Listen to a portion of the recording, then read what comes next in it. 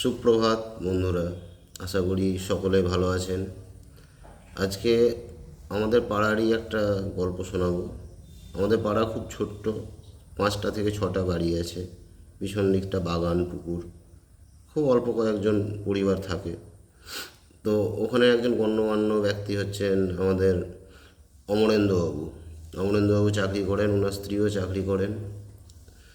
তো অমরেন্দ্র একদিন আমি টোটোতে করে আসবো, স্টেশনের কাছাকাছি আছি, দেখি আমাদের পাড়ারই আর একজন সদস্য, সে হচ্ছে রবিদা। রবিদা টোটো চালায়, রবিদার টোটোতে করে চলে আসছে। রবিদা মাঝে মাঝেই আমাকে ফ্রিতে নিয়ে চলে যায়, একই পাড়ার বলে। রবিদাকে বললাম, রবিদা একটু চলো বাড়ির দিকে গেলে আমাকে নিয়ে চলো। রবিদা বললো, হ্যাঁ ওইদিকেই যাচ্ছি, চেপে যা। চেপে গেলাম। পরিচয় করতে গিয়ে প্রথমে ওর ছেলের সাথে পরিচয় হয়নি অমরেন্দ্রবাবুর।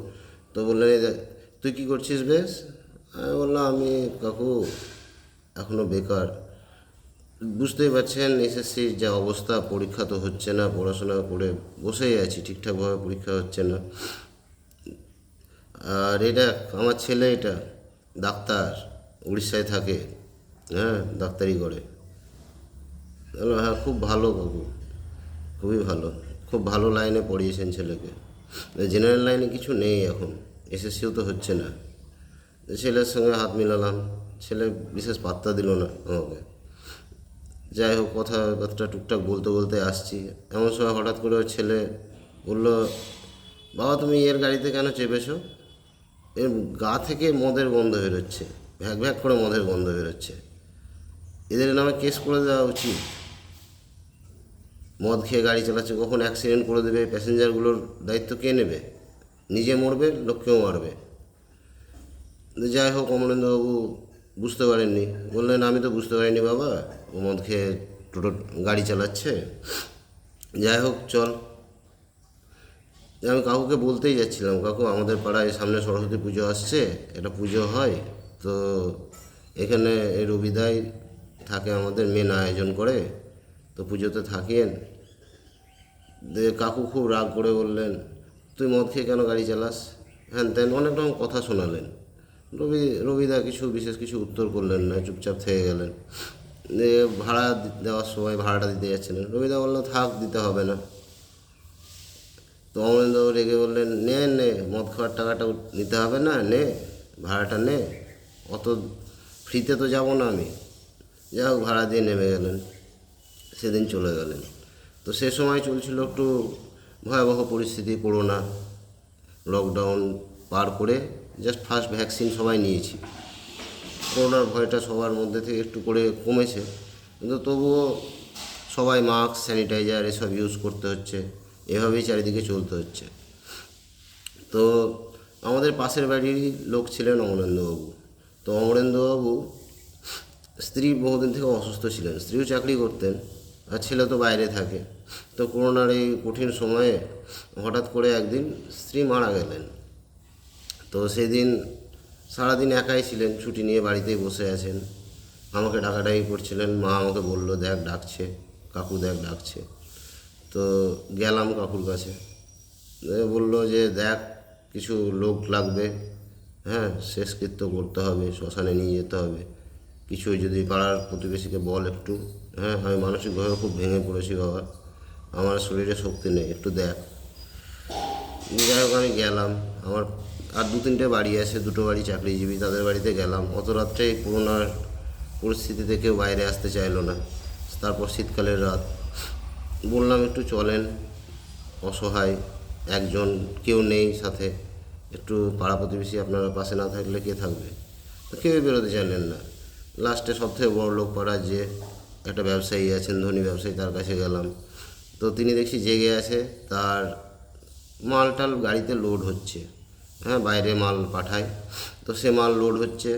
তাই বললাম, এরকম ব্যাপার কাকুর, ওই বাড়ির কাকুর মানে স্ত্রী মারা গেছেন, তো একটু গেলে ভালো হতো, বাড়ি থেকে কেউ আপনাদের লোক লাগবে শ্মশানে। তো কাকু বললেন, আরে কাজের ছেলেটা আসেনি জানিস তো, কী বলবো বল, এদেরকে খালি পয়সা দিয়ে পুষায় স্যার, ও থাকলে পাঠিয়ে দিতাম, আমার যাওয়া হবে না, দেখছিস না মাল লোড হচ্ছে, আর আমার ছেলেগুলো ঘুমিয়ে গেছে, ও আর ডাকতে পারছি না, কিছু করার নাই, দেখ তো ছেলে পাচ্ছিস নাকি। দেখো আমিও চলে এলাম শুকনো মুখে। দিয়ে যাই হোক কাউকে বললাম এরকম পরিস্থিতি। কাকু কাউকে ফোন করছিল, ফোন করে বললাম কাকু বন্ধুবান্ধব আপনার কেউ কলিগ। কাকু খুব হতাশ হয়ে শুকনো মুখে বসে আছে, বললেন কেউই আসতে চাইছে না রে, সব করোনার বাহানা দিচ্ছে। কেউ বলছে আমার বয়স হয়েছে, কেউ বলছে আমি নিজেই অসুস্থ, এই করোনা পরিস্থিতি থেকে আর কী করে বাইরে যাব। আর রাত্রিবেলা এত রাত্রে কেউ বলছে আমার নিউমোনিয়া হয়ে যায়। যাই হোক বিভিন্নজন বিভিন্ন ছুতোয় আসতে চাইছে না কেউ। কী করবো বলতো, এই একা মানুষ আমি। হ্যাঁ বললাম রাজুদা আছে পাড়ার, মুশকিল আসান, হ্যাঁ রবিদাকে গিয়ে বলি, আর ওর ছেলে হচ্ছে রাজু।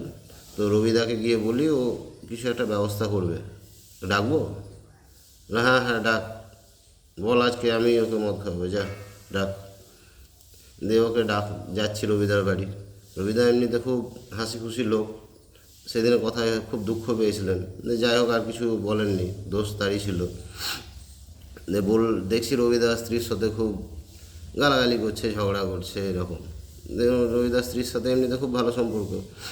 স্ত্রী বলছে কী ব্যাপার, তুমি তো রোজ আমার নাম লক্ষ্মী সোনা করে বলো, আজকে হঠাৎ করে গালি দিচ্ছ, বাঁদরি, হ্যাঁ পেঁচি, এরকম উল্টোপাল্টা কথা বলছো আমাকে। রবিদা দেখছি বলছে রোজ আমি মদ খেয়ে আসি তো তাই, আজকে মদটা খাইনি ওই জন্য এরকম বলছি। স্ত্রী তো রেগে কাঁই। সে সময় ডাকলাম, যাই হোক স্ত্রী কিছু বলতে সুযোগ পেলেন না।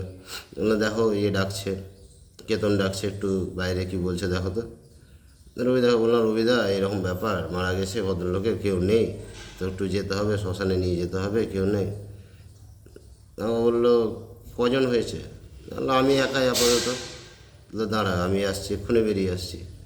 রবিদা বেরিয়ে এলো, ওর ছেলে আছে 15-16 বছরের রাজুকে বললো চল। রাজুও দেখছি বেরিয়ে গেল। রবিদা বললো দাঁড়া আমার কিছু বন্ধুবান্ধব আছে আমি ডাকি। রবিদার কিছু বন্ধুবান্ধব ছিল, তাদেরকে ডাকলো, তারা কম বেশি সবাই চলে এলো। যাই হোক সেবেলার মতো কোনো রকমে শেষকৃত্যটা করা হলো।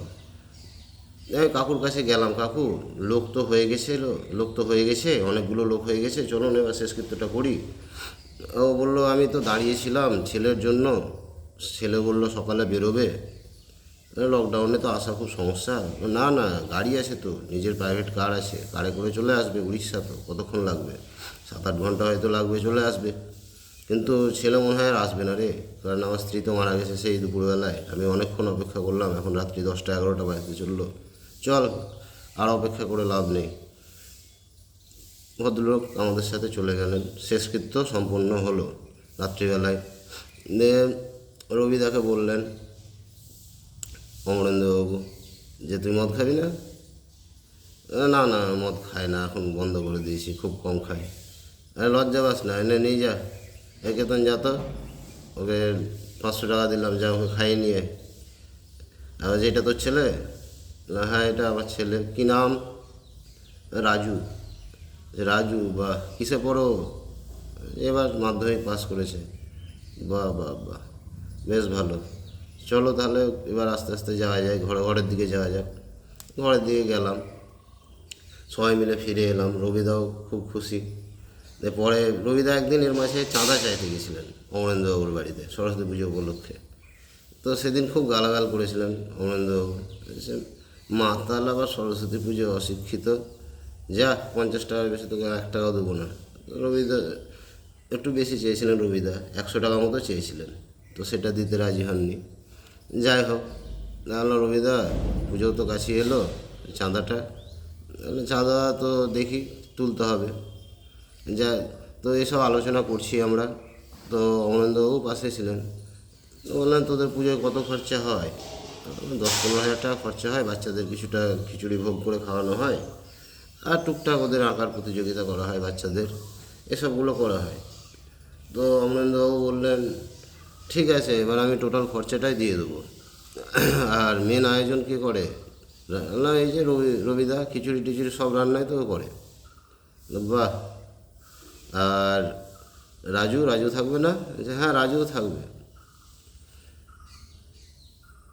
আপনি এত উদাস হতাশ হয়ে বসে আছেন, স্বাভাবিক। আমার মুখে আপনাকে বলার বা বোঝানোর কিছু ভাষা নেই, কী বলবো আমি, কীভাবে সান্ত্বনা দেবো বুঝতে পারছি না। কিন্তু নিজেকে শক্ত করুন। অমরেন্দ্রবাবু গম্ভীরভাবে অনেকক্ষণ বসে থাকলেন শূন্য দৃষ্টিতে।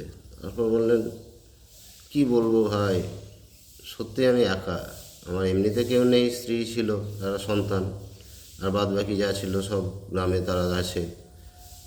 সত্যিই কেউ নেই। সারা জীবন শুধু অর্থের পিছনে, সম্মানের পিছনে ছুটে গেলাম।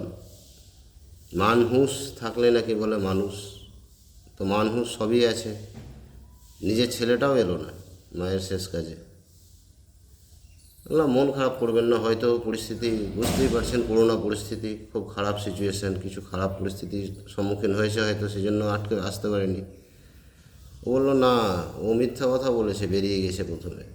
তারপর পরে আমি ওকে ফোন করলাম, ভিডিও কল করলাম, কোনো উত্তর দিল না। ঠিক আছে, তারপর একটা লাস্ট মেসেজ করেছে, আমি আসতে পারবো না বাবা, এখানে আমার কাজ আছে, তুমি করে নাও। তো এর থেকেও বড়, মায়ের মৃত্যুর থেকেও বড় কিছু কাজ থাকতে পারে? হয়তো থাকতে পারে, কিন্তু আমিও হতাশ, আমার আর কিছুই নেই। তো কাউকে বললাম, কাকু ছোটো মুখে একটা বড় কথা বলবো, কিছু মনে করেন না। এই রবিদাই কিন্তু আপনার শেষকৃত্যটা করলেন। হ্যাঁ, ও না থাকলে কিন্তু হতো না। দেখুন যা আছে, আমারও বন্ধুবান্ধব কেউ এলো না, একজন এসছে খালি, বাদ বাকি সব ওর টোটো ইউনিয়ন, ওরাই আপনার শেষকৃত্যটা করলো। তো আমাদের কবিগুরুর একটা কথা আছে যে, বিদ্যা সহজ, শিক্ষা কঠিন। বিদ্যা হলো আবরণে, আর শিক্ষা হচ্ছে আচরণে। ছোটো মুখে বড় কথা বললাম, কিছু মনে করিস না। না না, কিছু মনে করবো কেন, তুই একদম ঠিক বলেছিস, তুই আমার চোখ খুলে দিয়েছিস। আর রবিকেও বলবি, ওর ছেলে যদি পরে ভালো করে পড়াশোনা করতে পারে, ভালো কিছু জায়গায় পৌঁছাতে পারে, আমি চেষ্টা করবো, আমি খরচা দেবো। আর তোর কিছু সমস্যা, তোকে তো বেকার বলছিলাম, কিছু মনে করিস না। তোরও কিছু সমস্যা থাকলে বলবি, আমার তো আর কেউ নেই, আমি একা, আমার ছেলেও নেই আজ থেকে, তোরাই আজকে থেকে আমার ছেলে।